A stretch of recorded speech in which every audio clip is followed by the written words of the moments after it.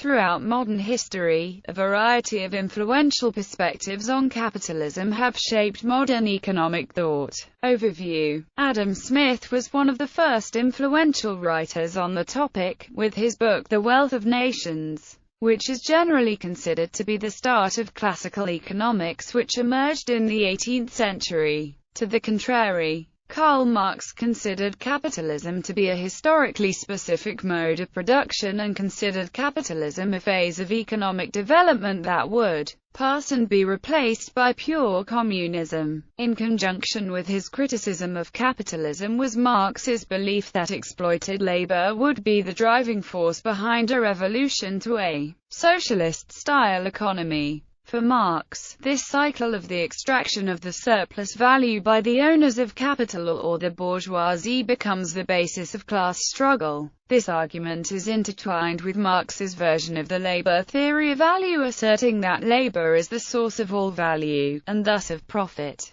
Max Weber considered market exchange, rather than production, as the defining feature of capitalism. Capitalist enterprises, in contrast to their counterparts in prior modes of economic activity, was their rationalization of production, directed toward maximizing efficiency and productivity, a tendency leading to a sociological process of enveloping rationalization. According to Weber, workers in pre-capitalist economic institutions understood work in terms of a personal relationship between master and journeyman in a guild, or between lord and peasant in a manor. Meanwhile, institutional economics, once the main school of economic thought in the United States, holds that capitalism cannot be separated from the political and social system within which it is embedded. In the late 19th century, the German historical school of economics diverged, with the emerging Austrian school of economics, led at the time by Karl Menger. Later generations of followers of the Austrian school continued to be influential in Western economic thought through much of the 20th century. The Austrian economist Joseph Schumpeter, a forerunner of the Austrian school of economics,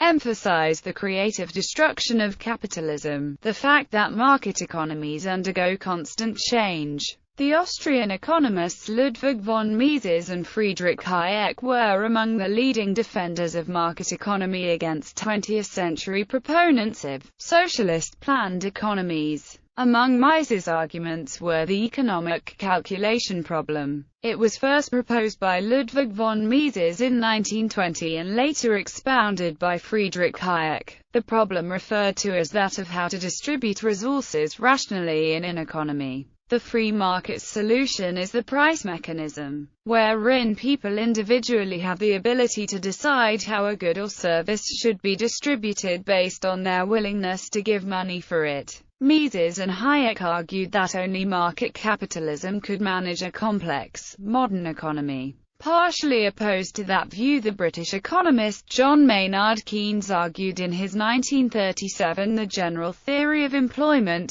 Interest, and Money that capitalism suffered a basic problem in its ability to recover from periods of slowdowns in investment. Keynes argued that a capitalist economy could remain in an indefinite equilibrium despite high unemployment. John Maynard Keynes tried to provide solutions to many of Marx's problems without completely abandoning the classical understanding of capitalism. His work attempted to show that regulation can be effective, and that economic stabilizers can rein in the aggressive expansions and recessions that Marx disliked. These changes sought to create more stability in the business cycle, and reduce the abuses of laborers. Keynesian economists argue that Keynesian policies were one of the primary reasons capitalism was able to recover following the Great Depression. Supply-side economics developed during the 1970s in response to Keynesian economic policy, and in particular the failure of demand management to stabilize Western economies during the stagflation of the 1970s. In the wake of the oil crisis in 1973, it drew on a range of non-Keynesian economic thought, particularly Austrian school thinking on entrepreneurship and new classical macroeconomics.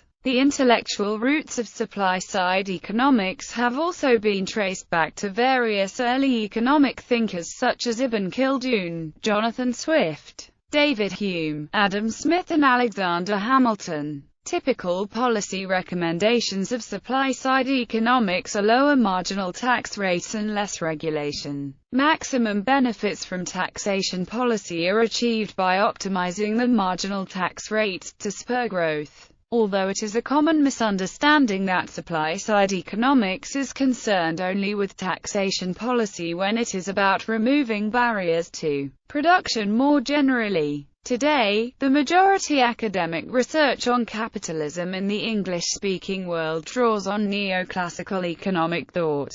It favors extensive market coordination and relatively neutral patterns of governmental market regulation aimed at maintaining property rights. Deregulated labor markets, corporate governance dominated by financial owners of firms, and financial systems depending chiefly on capital market-based financing rather than state financing. Milton Friedman took many of the basic principles set forth by Adam Smith and the classical economists and gave them a new twist. One example of this is his article in the September 1970 issue of the New York Times Magazine, where he claims that the social responsibility of business is to use its resources and engage in activities designed to increase its profits, open and free competition without deception or fraud. This is similar to Smith's argument that self-interest in turn benefits the whole of society. Work like this helped lay the foundations for the coming marketization of state enterprises and the supply-side economics of Ronald Reagan and Margaret Thatcher. The Chicago School of Economics is best known for its free market advocacy and monetarist ideas. According to Friedman and other monetarists, market economies are inherently stable if left to themselves, and depressions result only from government intervention. Classical political economy. The classical school of economic thought emerged in Britain in the late 18th century. The classical political economists Adam Smith, David Ricardo, Jean-Baptiste Say, and John Stuart Mill published analyses of the production, distribution and exchange of goods in a market that have since formed the basis of study for most contemporary economists.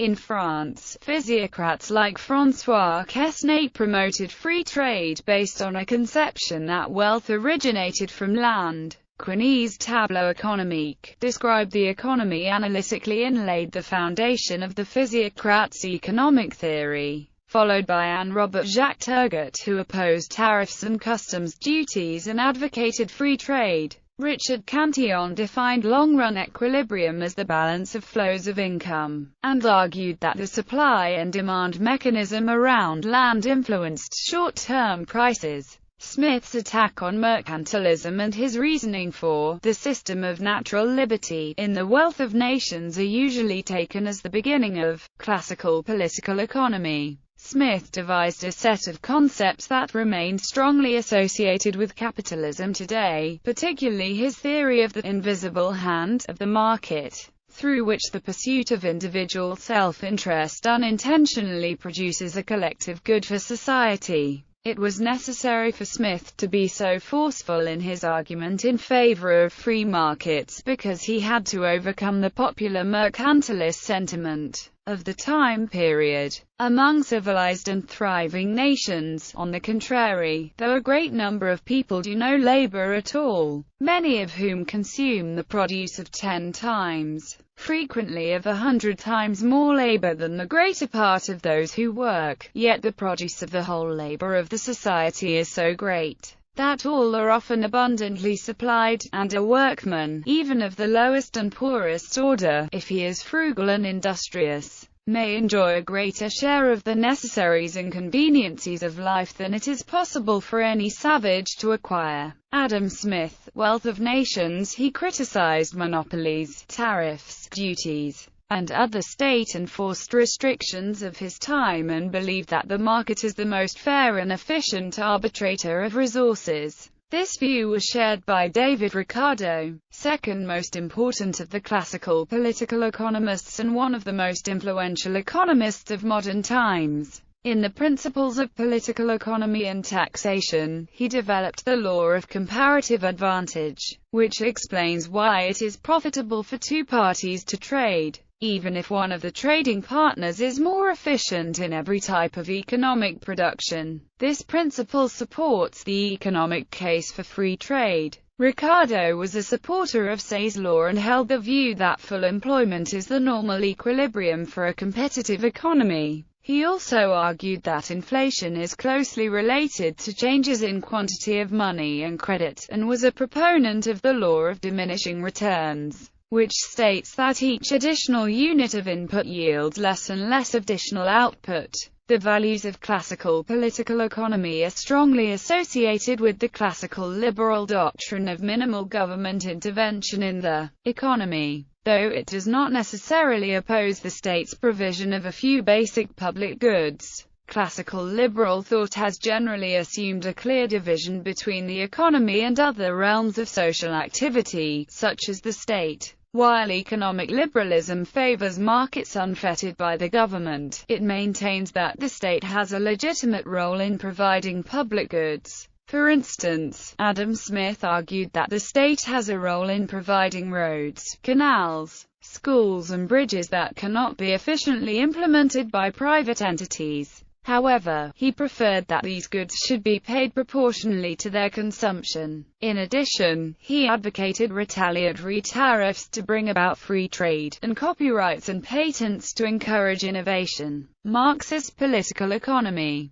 Karl Marx considered capitalism to be a historically specific mode of production. The capitalist stage of development, or bourgeois society, for Marx, represented the most advanced form of social organization to date. But he also thought that the working classes would come to power in a worldwide socialist or communist transformation of human society as the end of the series of first aristocratic, then capitalist, and finally working-class rule was reached. Following Adam Smith, Marx distinguished the use value of commodities from their exchange value in the market. Capital, according to Marx, is created with the purchase of commodities for the purpose of creating new commodities with an exchange value higher than the sum of the original purchases. For Marx, the use of labor power had itself become a commodity under capitalism. The exchange value of labor power, as reflected in the wage, is less than the value it produces for the capitalist. This difference in values, he argues, constitutes surplus value, which the capitalists extract and accumulate. In his book Capital, Marx argues that the capitalist mode of production is distinguished by how the owners of capital extract this surplus from workers. All prior class societies had extracted surplus labor, but capitalism was new in doing so via the sale value of produced commodities. He argues that a core requirement of a capitalist society is that a large portion of the population must not possess sources of self-sustenance that would allow them to be independent, and must instead be compelled to survive, to sell their labor for a living wage. The commodity is first of all an external object, a thing which through its qualities satisfies human needs of whatever kind.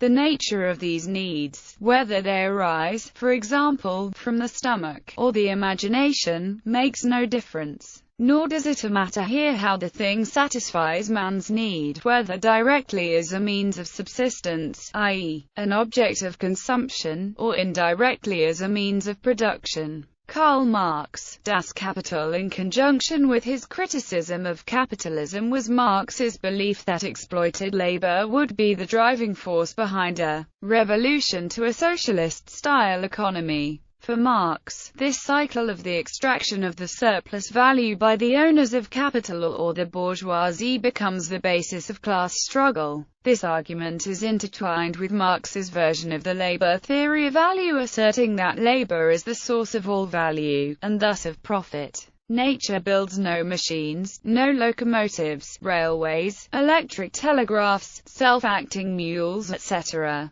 These are products of human industry, natural material transformed into organs of the human will over nature, or of human participation in nature. They are organs of the human brain, created by the human hand, the power of knowledge, objectified. The development of fixed capital indicates to what degree general social knowledge has become a direct force of production, and to what degree, hence, the conditions of the process of social life itself have come under the control of the general intellect and been transformed in accordance with it. Karl Marx, Vladimir Lenin, in Imperialism, the highest stage of capitalism, modified classic Marxist theory and argued that capitalism necessarily induced monopoly capitalism, which he also called imperialism, to find new markets and resources, representing the last and highest stage of capitalism. Some 20th-century Marxian economists consider capitalism to be a social formation where capitalist class processes dominate, but are not exclusive. Capitalist class processes, to these thinkers, are simply those in which surplus labor takes the form of surplus value, usable as capital. Other tendencies for utilization of labor nonetheless exist simultaneously in existing societies where capitalist processes are predominant. However, other late Marxian thinkers argue that a social formation as a whole may be classed as capitalist if capitalism is the mode by which a surplus is extracted, even if this surplus is not produced by capitalist activity, as when an absolute majority of the population is engaged in non-capitalist economic activity. He uses Marx's theory of crisis to aid his argument that capitalism must have its fixes, but that we cannot predetermine what fixes will be implemented, nor in what form they will be. This idea of fix is suggestive and could mean fix as in stabilize, heal or solve, or as in a junkie needing a fix, the idea of preventing feeling worse in order to feel better. In Limits to Capital, Harvey outlines an overdetermined, spatially restless capitalism coupled with the spatiality of crisis formation and its resolution. Furthermore, his work has been central for understanding the contractions of capital accumulation and international movements of capitalist modes of production and money flows. In his essay, Notes Towards the Theory of Uneven Geographical Development, Harvey examines the causes of the extreme volatility in contemporary political economic fortunes across and between spaces of the world economy. He bases this uneven development on four conditionalities, being the material embedding of capital accumulation processes in the web of socio-ecological life, accumulation by dispossession, the law-like character of capital accumulation in space and time, and political, social and class struggles at a variety of geographical scales. Weberian political sociology. In some social sciences, the understanding of the defining characteristics of capitalism has been strongly influenced by 19th-century German social theorist Max Weber. Weber considered market exchange, rather than production, as the defining feature of capitalism. Capitalist enterprises, in contrast to their counterparts in prior modes of economic activity, are characterized by their rationalization of production, directed toward maximizing efficiency and productivity, a tendency leading to a sociological process of enveloping rationalization. According to Weber, workers in pre-capitalist economic institutions understood work in terms of a personal relationship between master and journeyman in a guild, or between lord and peasant in a manor. In his book The Protestant Ethic and the Spirit of Capitalism, Weber sought to trace how a particular form of religious spirit, infused into traditional modes of economic activity, was a condition of possibility of modern Western capitalism. For Weber, the spirit of capitalism was, in general, that of ascetic Protestantism. This ideology was able to motivate extreme rationalization of daily life, a propensity to accumulate capital by a religious ethic to advance economically, and thus also the propensity to reinvest capital. This was sufficient, then, to create self-mediating capital, as conceived by Marx. This is pictured in Proverbs chapter 22 verse 29, "Seest thou a man diligent in his calling? he shall stand before kings, and in Colossians chapter 3 verse 23, whatever you do, do your work heartily, as for the Lord rather than for men. In the Protestant ethic, Weber further stated that money-making, provided it is done legally, is, within the modern economic order, the result in the expression of diligence in one's calling, and if God show you a way in which you may lawfully get more than in another way, if you refuse this, and choose the less gainful way, you cross one of the ends of your calling, and you refuse to be God's steward, and to accept his gifts and use them for him when he requireth it. You may labor to be rich for God, though not for the flesh and sin. Western capitalism was, most generally for Weber, the rational organization of formerly free labor. The idea of the formerly free laborer meant, in the double sense of Marx, that the laborer was both free to own property, and free of the ability to reproduce his labor power, i.e., was the victim of expropriation of his means of production.